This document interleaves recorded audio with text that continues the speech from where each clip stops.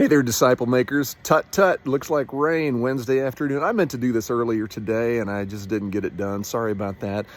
We had a super group at 6:30 a.m. I'm looking forward to my 6:30 p.m. today, and just great conversation. I like to check in with you and just share things that have worked for me, and you can share things that have worked for you.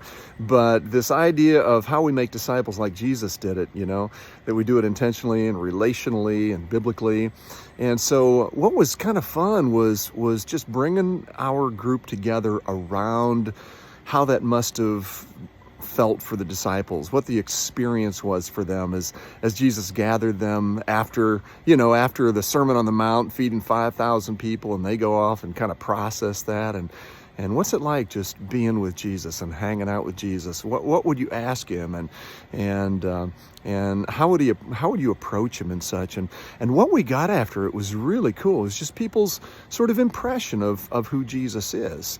And I asked them what their connotation of Jesus was. Meaning was he an entity, kind of an unknown entity, far off and distant, or was he as human as the Bible suggests? This young guy in his early 30s with a youth group of 18, 19, and 20-year-olds, and having fun and tomfoolery together, but then getting serious about that. And it was kind of cool. People just began to think differently about Jesus and said, this really gives me a neat perspective about how approachable Jesus is, and how conversive he is, and how eager he is for me to understand and grow. And it was beautiful, man. It was really neat. So I just kind of dropped the hammer at the end of the thing and said, you know what?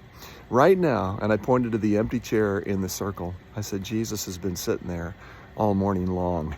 And how do you feel about that? We just want one person to a person, and there was a little bit of delight, but there was also kind of a fear, and so I found it to be very encouraging, and the folk did too. We were just enjoying some koinonia, where two or more gathered together, there's Christ in the midst of them. So I just thought I'd share that with you as we work from the head down into the heart, and start getting into the squishy and helping people live there. Okay, well, love you. I'll upload this and I'll talk to you later. Bye-bye.